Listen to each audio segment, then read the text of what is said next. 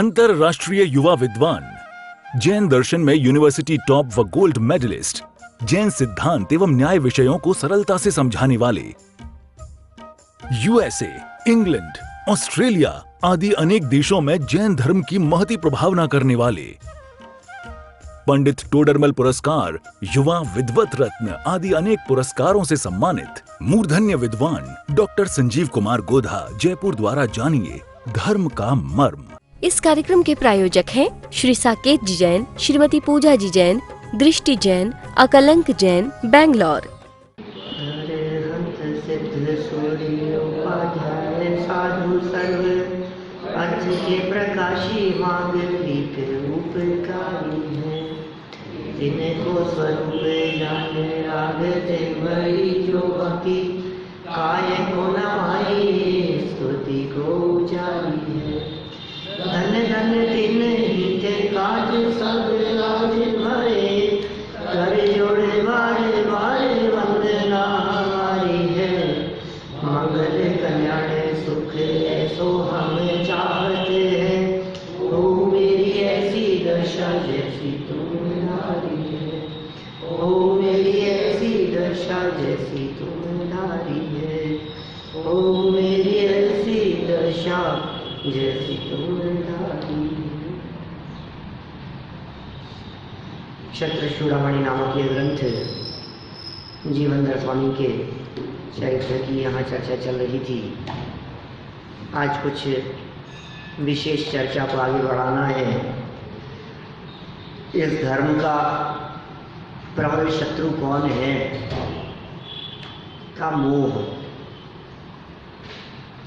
सारे जगत में दुख का एकमात्र कारण मोह है। इस व्यक्ति को दूसरे दुख के कारण दिखते हैं, लेकिन सच्चाई यह है कि कोई दुख का कारण दूसरा हो नहीं सकता। अपना जो राग है ना, अपना जो मोह है, वही अपने दुख का कारण है। ये कह रहे शत्रु है ये किसका? आपका। आपके मित्र आपको सुख प्रदान करने वाले होते हैं ना, और शत्रु दुखी करने वाले होते हैं। तो कौन शत्रु है बताओ? दुनिया में जो आपको शत्रु दिखते हैं वे आपके शत्रु नहीं है। मित्रों के प्रति जो अनुराग है वो शत्रुता का कारण है। बोलो क्या कह रहे? दुश्मन दुश्मन नहीं है। शत्रु को तो सारा जगत शत्रु कहता है। असली शत्रु आपके अंतर में बैठा है, और अंदर में बैठे हुए वो शत्रु का नाम है मोह। अपना राग, अपना अपनापन, वो अपने दुख का कारण बनता है। ये व्याख्या कर रहे हैं यहाँ पर। देखिए क्या कहना चाह रहे हैं। सच्चे धर्म की चर्चा को इन्होंने यहाँ प्रारंभ किया, और फिर उस धर्म का स्वरूप बतलाते हुए यहाँ कह दिया कि भाई सुनो, इन कर्मों को नष्ट करने का उपाय तो अपने आत्मा को जानना पहचानना ही है। अब कह रहे हैं 79 नंबर के श्लोक में कि मोह ही धर्म का प्रबल शत्रु है। पेज नंबर है 98, श्लोक है 79। मुह्यन्ति देहिनो मोहान् मोहनीयेन कर्मणाम् निर्मितान् निर्मिताशेष कर्मणा धर्मवेरिणाम्। क्या? संपूर्ण कर्मों का निर्माण करने वाले, संपूर्ण कर्मों का निर्माण करने वाले कौन है? धर्म के शत्रु मोहनीय कर्म से उत्पन्न मोह से प्राणी अविवेक को प्राप्त होते हैं।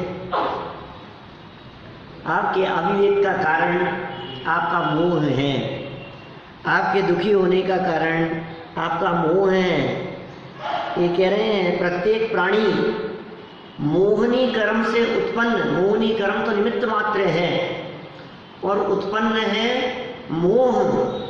तो कह रहे हैं उस मोह से ये प्राणी अविवेक को प्राप्त होते हैं। मोह आपके विवेक को नष्ट कर देता है। सरल अर्थ देखिए, ज्ञानावरणादि आठों कर्म का जनक, धर्म के शत्रु रूप, द्रव्य मोहनीय कर्मोदय से उत्पन्न मोह भाव से प्राणी मोहित होकर आत्म स्वरूप को भूलते हुए संसार में भटकते हैं। संसार में भटकने का मूल कारण है दर्शन मोहनीय कर्म का उदय और दर्शन मोहनीय कर्म के उदय से होने वाले आपके परिणाम। दर्शन मोहनीय कर्म का उदय तो निमित्त मात्र था। देखो जगत में भी ये बात स्पष्ट देखी जाती है, जिससे जितना मोह होता है वो उतना ज्यादा दुख का कारण बनता है। आप सड़क चलता व्यक्ति यदि आपको किसी बात पे गाली भी दे दे तो कोई फर्क नहीं पड़ता, ठीक है। और जानने वाला व्यक्ति फिर वो बर्दाश्त नहीं होती बात। रोड पर चलते हुए मान लो, ऐसी कल्पना करो, हम रोड पर चल रहे हैं, हमारी गाड़ी खराब हो गई, कुछ साधन नहीं मिल रहा है, बहुत परेशान हो रहे हैं, कोई पब्लिक ट्रांसपोर्ट वहाँ नहीं है, ऑटो टैक्सी वहाँ नहीं है, किलोमीटरों तक पैदल जाएंगे तब जाकर के हमारे को कोई साधन मिलेगा। ऐसी स्थिति में रोड पर चलते हुए आपका मन होता है कि किसी से अपन लिफ्ट ले लें, किसी से कहें कि भाई थोड़ा सा आगे छोड़ देना। कितनी ही गाड़ियां वहां से निकलती है और नहीं रुकती तो नहीं रुकती, आपको क्या तकलीफ है, नहीं रुका तो नहीं रुका, आगे कोई रुकेगा। और मान लो उधर से कोई अपना ही परिचित, खास परिचित निकला क्या, और हमने उसको रोकने को कहा क्या, और रुका नहीं, जय जयन करके निकल गया क्या, आपको कैसा लगेगा? अब क्या हुआ? अब क्यों फील हो रहा है ये बताओ? अभी तक इतनी गाड़ियां निकली थी, आपको तकलीफ क्यों नहीं हुई? अभी क्यों तकलीफ हुई? अभी तकलीफ का कारण है उससे परिचय, उससे अपनापन। उसको तो आपने वहां से आते हुए देखा था तो आपका चेहरा खिल गया था कि यार ये तो अपना ही है, ये तो अपनी हेल्प करेगा। लेकिन भाई साहब, ये अपने जब तकलीफ देते हैं ना तो बहुत तकलीफ होती है। दूसरा कितनी भी तकलीफ देवे उससे तकलीफ नहीं होती। अपने ही जब पराये हो जाते हैं ना, अपने ही जब अपनी नहीं सुनते हैं, अपने ही जब अपनी नहीं मानते हैं, दुनिया आपकी कितनी भी माने लेकिन आपके अपने नहीं माने, आपको तकलीफ होती है। मेरा बेटा मेरे को सामने जवाब दे रहा है, ये मेरी नहीं सुन रहा है, ये मेरी नहीं मान रहा है, तो आपको तकलीफ होती है। ज्ञानावरण दुख का कारण नहीं है, दर्शनावरण दुख का कारण नहीं है, अंतराय भी दुख का कारण नहीं है। देखो क्या कह रहे हैं, माने 8 कर्मों में से एकमात्र मोहनीय कर्म क्या, अब वो दर्शन मोहनीय हो या चारित्र मोहनीय हो, दोनों ही प्रकार के। चारित्र मोहनीय अल्प दुख का जनक है और दर्शन मोहनीय ये महादुख उत्पन्न करने वाला है। तो हमें लग रहा है इसने काम अटका दिया, इसने काम नहीं होने दिया है? इसने ऐसा कर दिया। कौन? वो अंतराय नहीं, हमें लग रहा है अंतराय कर्म की वजह से ही तो हुआ है ना ये सब, ये तकलीफ क्यों हुई है। और सुनो, वेदनीय साता और असाता, साता वेदनीय से सुख दिखता है, असाता वेदनी कर्म का उदय आ जाने पर दुख दिखता है। लेकिन असाता वेदनी दुख का कारण है क्या? ये कह रहे हैं असाता वेदनी भी दुख का कारण नहीं है। उस असाता वेदनी कर्म के उदय के साथ साथ में जो मोह है ना, वो पीड़ा देने वाला है। असाता कर्म के उदय से शरीर में तकलीफ हुई, असाता कर्म के उदय से आपकी कमर दर्द हुई, असाता कर्म के उदय से परिस्थितियां प्रतिकूल हुई। दुखी क्यों? इस परिस्थिति से, शरीर की इस स्थिति से कि नहीं भाई मोह है। माने 8 कर्मों का राजा है मोह, 8 कर्मों में। मोहनीय नहीं तो बाकी के सब कर्मों की ताकत नहीं कि वो टिके रह सके।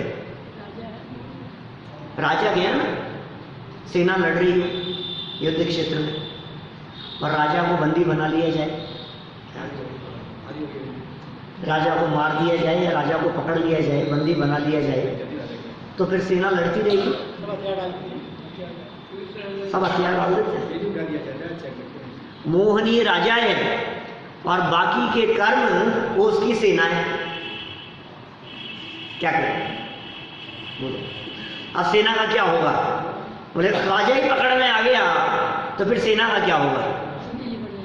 हैं? ढीली पड़ जाएगी, बंद छोड़ दिया, युद्ध लड़ना ही बंद कर दिया। कितना भी पावरफुल योद्धा हो, वो योद्धा अपने हथियार डाल देता है, तलवार से सामने वाले को मार रहा हो, युद्धि विराम को प्राप्त हो जाता है। अब ये कह रहे हैं ज्ञानावरणी दर्शनावरणी आदि जितने भी कर्म थे, इन सारे कर्मों से आपका युद्ध विराम को प्राप्त होगा यदि आपने मोहनी को जीत लिया। ये प्रबल शत्रु है, धर्म का भी प्रबल शत्रु है। मोहनीय कर्म उदय में आकर के आत्मा को आवरण कुछ नहीं कर रहा उसका उदय, वर्तमान पुरुषार्थ दुख का कारण है। वर्तमान पुरुषार्थ की वजह से मोहनी हावी हो रहा है, आपके हृदय में मोह हावी हो रहा है। सामने वाला तकलीफ नहीं दे रहा है, आपका मोह आपको दुखी कर रहा है, आपका अपनापन आपको दुखी कर रहा है। आप समझ लो, बस क्या कर सकते हैं। इसलिए किसी पर दोषारोपण करने की जरूरत नहीं है, अपने आप को देख लो, मैं क्यों दुखी हूँ, मैं क्यों परेशान हूँ। मेरा राग है, मुझे ऐसा लगता था ऐसा मुझे ऐसा लगता था ऐसा, मुझे ऐसा लगता था, तेरे को लगता था, लगाता रहे। दुनिया तो तेरे हिसाब से चलेगी नहीं, वस्तु का परिणमन तो तेरे हिसाब से होगा नहीं, सारे जगत का परिणमन अपनी अपनी योग्यता से होगा। मोहनी कर्म जीतने के दो तरीके बताए। मोहनी कर्म, एक तो श्रद्धा को जीतना, विपरीत श्रद्धा नहीं होना, क्योंकि मोहनी के दो भेद हैं। आत्मा का ज्ञायक स्वभाव, श्रद्धा मतलब मोहनी कर्म के दो भेद हैं, एक दर्शन मोहनी, एक चारित्र मोहनी। दर्शन मोहनी श्रद्धा को विचलित करता है, चारित्र मोहनी चारित्र को विचलित करता है। दर्शन मोहनी कर्म के उदय के निमित्त से ये जीव मिथ्यात्व भाव रूप परिणमन करता है, और चारित्र मोहनी कर्म के उदय से ये जीव कषाय भाव रूप परिणमन करता है। तो श्रद्धा की विपरीतता और चारित्र की विपरीतता। देखो, सम्यक दृष्टि ज्ञानी जीव को भी क्रोध आ सकता है क्या, लेकिन अंदर में उसके ये श्रद्धा बराबर मौजूद है कि ये दुख का कारण नहीं है। कषाय भूमिका, कल तो कितने उदाहरण दिए थे अपन ने, भाई भाई के लड़ने के उदाहरण दिए थे, कितनी चर्चा की अपन ने।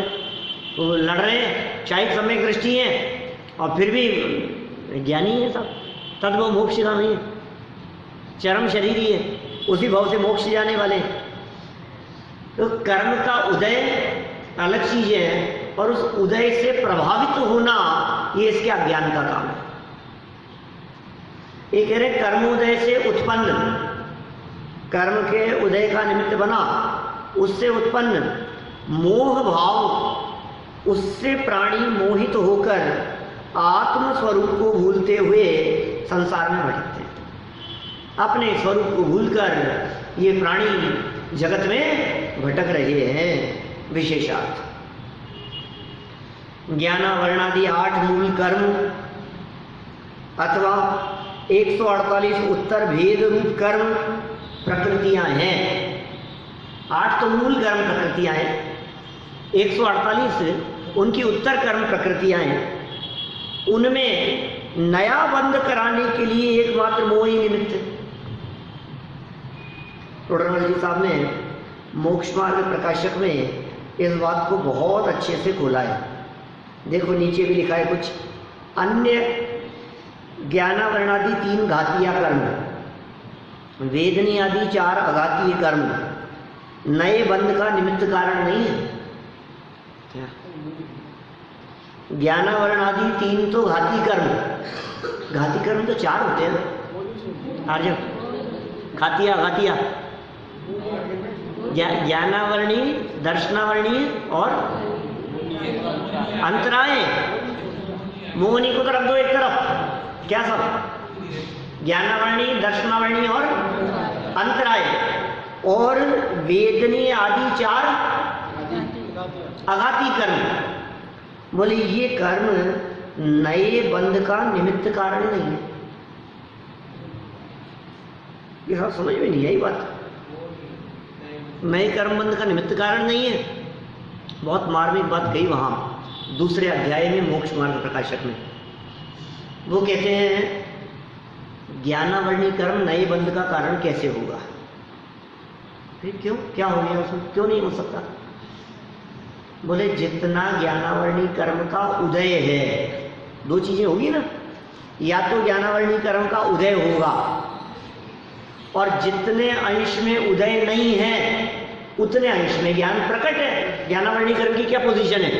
हेलो आर्य, ज्ञानावरणी कर्म की क्या पोजीशन है? ज्ञान का उदय आया, ठीक है, और ज्ञानावरणी कर्म ने उस ज्ञान को ढका। ज्ञान आवरण है ना नाम उसका। ज्ञान जानने का काम कर रहा है और ज्ञान आवरण कर्म उस ज्ञान को ढकने का काम कर रहा है। ज्ञान पूरी तरह से ढक जाए ऐसा तो होता नहीं, क्योंकि ज्ञान पूरी तरह से ढक जाए तो क्या होगा? जीव ही जड़ हो जाएगा। तो ज्ञान तो रहेगा प्रकट। तो जितना ढका है उतना तो ज्ञानावरणी का उदय है, मतलब ज्ञानावरणी का काम दिखाई दे रहा है। और जितना उदय नहीं है, जिस अंश में, वो अंश ज्ञान है, वो ज्ञान का स्वरूप है। तो टोडरमल जी साहब ने कहा जो उदय था ना ज्ञानावरणी का, वो उदय क्या था? ज्ञान के अभाव रूप था। ज्ञानावरणी कर्म का उदय क्या था? अभाव रूप। तो बोले जिसका खुद का ही अभाव है वो बंध का क्या कारण बनेगा? नहीं, जितना प्रकट है वो, बोले जो प्रकट है वो तो स्वभाव का अंश है, और स्वभाव यदि बंध का कारण हो जाए तो फिर ये कभी मुक्ति नहीं हो पाएगा। स्वभाव बंध का कारण होता नहीं है। पॉइंट समझ में आ रहा है? स्वभाव बंध का कारण होता नहीं है, ठीक है। और जितना अप्रकट है वो अभाव है, और अभाव बंध का कारण हो नहीं सकता। बोले ये जो परिस्थिति, ये जो तर्क दिया है, ये ज्ञानावरणी में भी लगेगा नीरज जी साहब, ज्ञानावरणी में भी, दर्शनावरणी में भी और अंतराय में भी, क्योंकि तीनों का क्षयोक्षम, ज्ञानावरणी, दर्शनावरणी, अंतराय, इन तीनों का क्षयोक्षम स्वभाव का अंश है, और इन तीनों का उदय वो अभाव रूप है। तो चलो कोई बात नहीं, वेदनी से तो नया कर्म बनता होगा, आयु कर्म से तो नया बनता होगा, गोत्र कर्म से तो बनता होगा, क्या और कौन सा बच गया? नाम कर्म से तो बनता होगा। बोले नहीं, उनसे भी नया कर्म नहीं बनता। क्यों नहीं बनता नया कर्म? क्यों नहीं बनता? क्योंकि इन कर्मों का उदय वो संयोगों के ऊपर आता है, इनसे आत्मा का कोई संबंध ही नहीं। नया कर्म क्या बांधेंगे? इन कर्मों का उदय पुद्गल पर आता है, जड़ पर आता है इनका उदय। माने नाम कर्म से शरीर, अब शरीर थोड़ी ना बंधन का कारण है। आयु कर्म से शरीर में टिके रहना, बोले वो थोड़ी ना बंधन का कारण है। गोत्र कर्म से ऊंच नीच कुल, वो बंधन का कारण नहीं है। और वेदनीय कर्म से मिले अनुकूल और प्रतिकूल संयोग, वो भी बंधन का कारण नहीं है। बोले जो कर्म के उदय संयोगों में आते हैं, जिन कर्मों के उदय से संयोग मिलते हैं, वो तुम्हारे दुख का कारण नहीं हो सकते। तो फिर कौन होगा दुख का कारण? बोले ये जितनी परिस्थितियां कही है, इन सारी परिस्थितियों में जो तुमने अपनापन किया, इन सारी परिस्थितियों में जो तुमने द्वेष किया, इन सारी परिस्थितियों में जो तुम्हारा राग हुआ, वो तुम्हारे दुख का कारण है। वो क्या है? बोले वो है मोह। मोह दुख का घर है, हमने आज सरासर देखा है। भजन की लाइन है, मोह दुख का घर है, हमने आज सरासर देखा है। ये सरासर स्पष्ट ख्याल में आती है। आप फील करो, आपको समझ में आएगी बात। जिनागम की बातें विपरीत नहीं हो सकती। जिनागम की बातें जो कही गई है ये परम सत्य है, ये पारमार्थिक सत्य है। आप महसूस करो और अपने जीवन को सुधारने का प्रयास करो, बस, और कुछ नहीं। सुधार बाहर में नहीं करना, सुधार अपने में करना है। आपका राग टूट गया, आप मस्त हैं। आपका जितना अपनापन है उतना आपकी तकलीफ का कारण है। संभालो अपने आप को, जितना संभल सको उतनी अच्छी बात। ये कह रहे हैं मोहित होकर के आत्म स्वरूप को भूलकर, अब मोह भी नहीं, बड़ी गजब बात है। ऐसा मोह तो था ना दुख का कारण, मोह तो दुख का कारण है ना, क्या करें, अब कर्म ही ऐसा है। सुन, ये मोह तो निमित्त मात्र है। इस मोह के निमित्त के कारण तो अपने स्वरूप को भूलता है, इसलिए दुखी होता है। खुद की आत्मा का श्रद्धा नहीं और दूसरों की आत्मा का श्राद्ध करता है। अपनी आत्मा पर श्रद्धा नहीं है, भरोसा नहीं है, ऐसे ये दुख का कारण है तुझे। भूल आपको भरमतवादी, चेड़ा लगी लाइन से, चेड़ा पड़ी थी बहुत सालों पहले, एक बार फिर पढ़ने के माने हैं। क्या बाकी के 12 दिन अभी श्राद्ध में चलेंगे। श्राद्ध में चलेंगे 12 दिन अभी, क्या श्राद्ध चल रहे हैं अभी? हैं? क्या मरे हुए को वो करते हैं कुछ ना कुछ ऐसा, मरे हुए के पास पहुंचाते हैं भोजन, श्राद्ध चल रहे हैं। जिस दिन मरे हो उस दिन को याद करके उस दिन किया जाता है, नहीं, जिस दिन मरा हो ना, जिस तारीख को, जिस तिथि को, जिस महीने और जिस तिथि को मरा हो, उस तिथि के अंदर ये किया जाना चाहिए श्राद्ध। अब लेकिन तो साल भर ही चलता रहे ऐसा, तो ये कुछ ऐसी युक्ति निकाली, यार ये साल भर सब चलता रहेगा तो बड़ा डिस्टर्ब हो जाता है, तो क्या करें? बोले जिसकी मौत जिस तिथि को हुई हो वो तिथि, क्या ये कौन सा महीना? आसोज। ये आसोज के कृष्ण पक्ष की उस तिथि को आपका उसका श्राद्ध होगा। क्या नहीं, जिस तिथि को मरा था, कोई तो मरा होगा, जिस तिथि को मरा था। हाँ अच्छा, इन दिनों में आसोज के 15 दिनों में, कृष्ण पक्ष के 15 दिनों में यदि वो तिथि टूट जाए फिर नहीं होगा, फिर क्या होगा? जो भी करेंगे आगे पीछे नहीं है, कोई ना कोई युक्ति निकाल लेते, फिर मावस को कर लेते हैं यदि कोई तिथि टूट जाए तो। इसलिए वो बहुत अशुभ दिन मानते हैं मावस।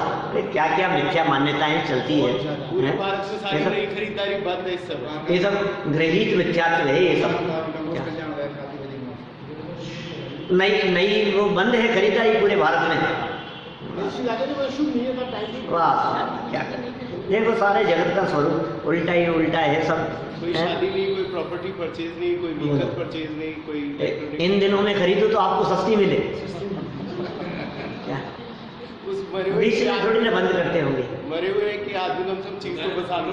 हाँ देखो क्या कह रहे हैं आगे। अपनी तो क्या बातें हो गई, 8 में से जो 7 थे उन 7 कर्मों में क्या परिस्थिति बनी कि वो दुख के कारण नहीं थे, नवीन कर्म बंधन के कारण नहीं थे। एकमात्र मोहनी ऐसा था जो नए कर्म का बंध का कारण बना।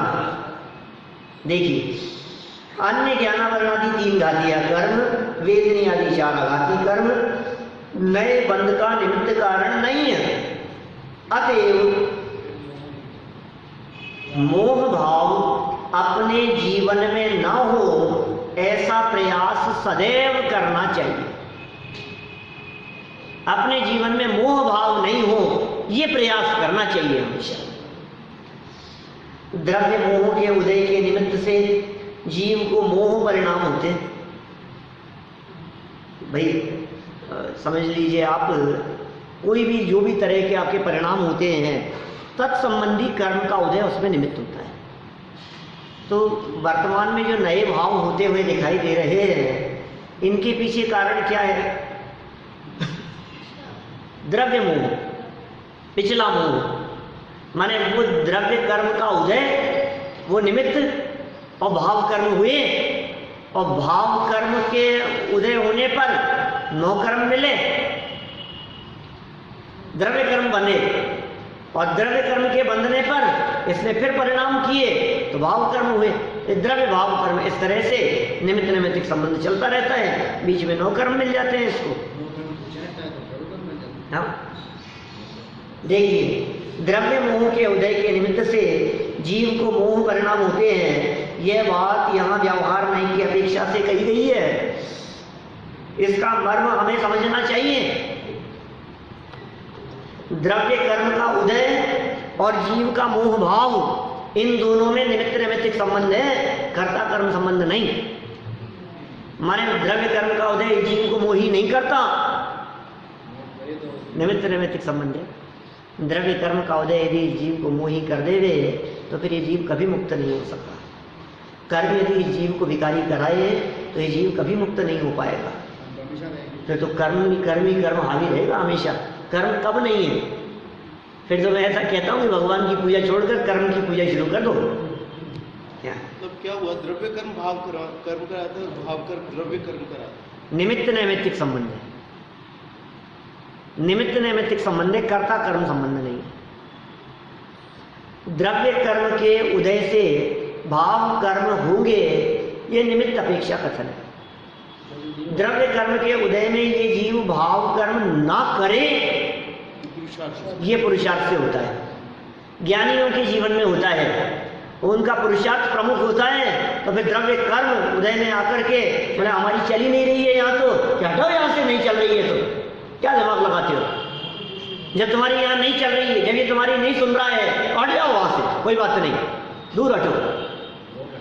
ये द्रव्य कर्म इतने ईमानदार हैं कि यदि उसके उदय में ये जीव मिथ्यात्व भाव, कषाय भाव ना करे तो वो द्रव्य कर्म चला जाता है छोड़ करके। और ये यदि राग भाव करे तो वो द्रव्य कर्म चिपका रहता है, वो चिपका रहता है। देखो, द्रव्य कर्म का उदय, वापस पढ़ो ये लाइन 99 नंबर पेज की। द्रव्य कर्म का उदय और जीव का मोह भाव, दो चीजें, द्रव्य कर्म का उदय और जीव का मोह भाव, इन दोनों में निमित्त नैमित्तिक संबंध है, कर्ता कर्म संबंध नहीं है। ऐसा समझ सकता हूँ कि द्रव्य कर्म भाव में तेल मिट्टी का संबंध है, कभी कोई तेल और कभी कोई मिट्टी। तेल मिट्टी मतलब चिपक रही है जो है ना, भाव कर्म किया तो ये द्रव्य कर्म और चिपक। हाँ, मतलब चिकनाई, मोह की चिकनाई, भाव कर्मों की चिकनाई के कारण द्रव्य कर्म आकर के बंधते हैं। ठीक है, ऐसा भी कह सकते हैं द्रव्य कर्म जब जब बनते हैं तब तब नियम से राग द्वेष की चिकनाई होगी। ठीक है, वो राग द्वेष की चिकनाई होगी तभी द्रव्य कर्म बनेंगे। ठीक है ना, लेकिन द्रव्य कर्म बंधने के लिए आए तो चिकनाई वहां हो ये जरूरी नहीं है, नहीं बनेगी। द्रव्य मोह जीव को मोह उत्पन्न कराता है, ऐसा नहीं समझना चाहिए। ये जीव को मोह करा रहा है ऐसा नहीं समझना चाहिए। निमित्त रूप द्रव्य मोह कर्म पुद्गल द्रव्य की अवस्था है, और दो द्रव्यों में अत्यंत अभाव है। चार अभाव पड़े थे बहुत पहले, दो द्रव्यों में अत्यंत अभाव है। क्या कह रहे हैं? निमित्त रूप द्रव्य मोह कर्म पुद्गल द्रव्य की अवस्था है और मोह परिणाम जीव की अवस्था है। दोनों अपने अपने में स्वतंत्र हैं। द्रव्य कर्म अपने में स्वतंत्र है और जीव अपने में स्वतंत्र है। मोह भाव रूप परिणमित होना तो जीव का अपराध है, ये कर्म का नहीं। तू परिणमित हुआ है मोह भाव रूप, इसमें कर्म का क्या कसूर है? देखो, कर्म का उदय आया तो प्रतिकूलता बनी। ये प्रतिकूलता क्यों बनी बताओ? इस प्रतिकूलता बनने के पीछे क्या कारण है? कर्म का उदय, बराबर। तो अब तू दुखी क्यों हुआ है? अब मेरा देखो क्या कह रहे हैं यहाँ, दोनों की अलग अलग अवस्थाएं हैं। कर्म की अवस्था अलग है और जीव की अवस्था अलग है, और दोनों अपने अपने में स्वतंत्र हैं। मोह भाव रूप परिणमित तो होना तो जीव का अपराध है, वो उसकी गलती है, कर्म का नहीं। अरे साहब मैं क्या करूं, ऐसे कर्म का उदय, मेरे ही पाप कर्म का उदय, मेरे ही पाप करे, तेरे पाप कर्म का उदय कुछ नहीं कर रहा है, तो वर्तमान में पाप कर्म के उदय से दृष्टि हटा ले। वास्तव में देखा जाए तो द्रव्य कर्म का उदय और जीव का विकारी परिणाम ये दोनों एक समय में होते हैं। शास्त्रों की भाषा में इसके लिए कहा है काल प्रत्याशक्ति। काल प्रत्याशक्ति माने क्या होता है? दोनों का एक ही काल में होना, ये काल प्रत्याशक्ति किया जाता है। समय एक ही है, जिस समय कर्म का उदय था उसी समय इस जीव का मोह परिणाम था। दोनों काम, कर्म के उदय का काम पुद्गल में हो रहा है, मोह भाव का काम जीव में हो रहा है। तो वास्तव में देखा जाए सच्चाई क्या है कि द्रव्य कर्म का उदय और जीव का विकारी परिणाम ये दोनों एक समय में होते हैं। फिर दोनों का कर्ता कर्म संबंध कैसा?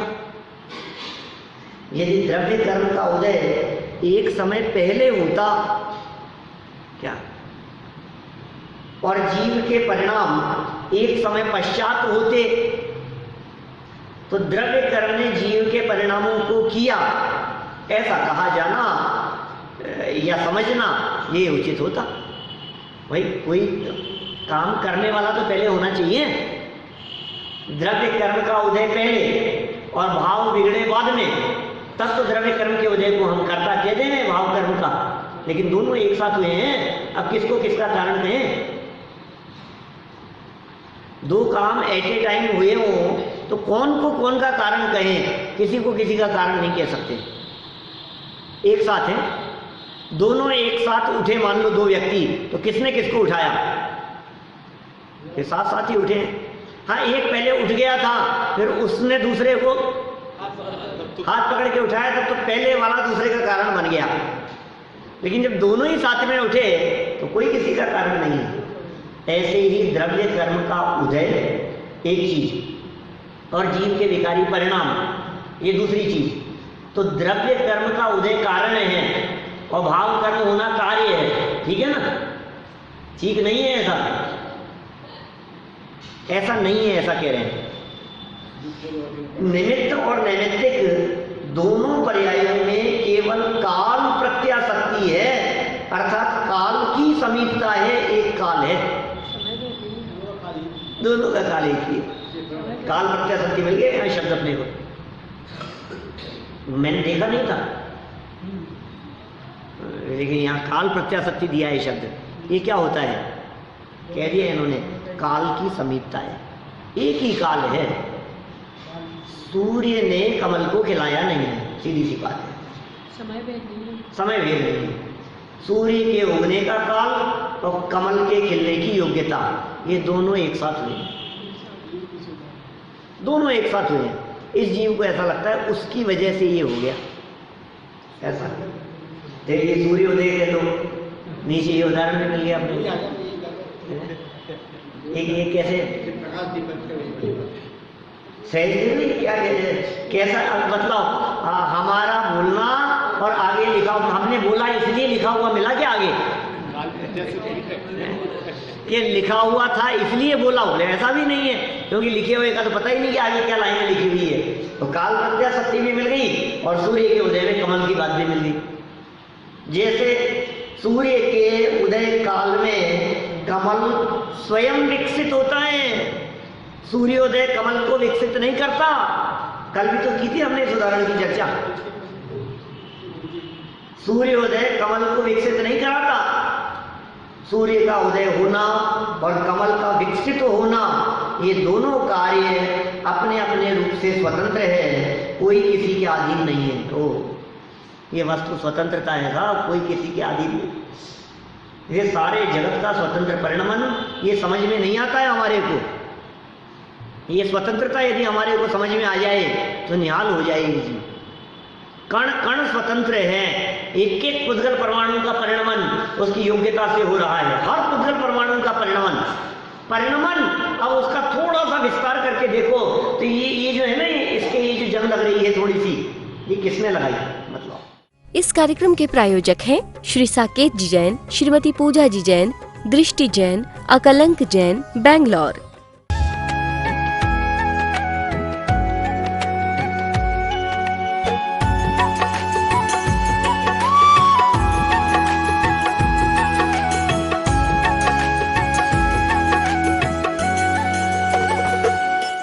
अंतरराष्ट्रीय युवा विद्वान, जैन दर्शन में यूनिवर्सिटी टॉप व गोल्ड मेडलिस्ट, जैन सिद्धांत एवं न्याय विषयों को सरलता से समझाने वाले, यूएसए, इंग्लैंड, ऑस्ट्रेलिया आदि अनेक देशों में जैन धर्म की महती प्रभावना करने वाले, पंडित टोडरमल पुरस्कार, युवा विद्वत रत्न आदि अनेक पुरस्कारों से सम्मानित मूर्धन्य विद्वान डॉक्टर संजीव कुमार गोधा, जयपुर द्वारा जानिए धर्म का मर्म।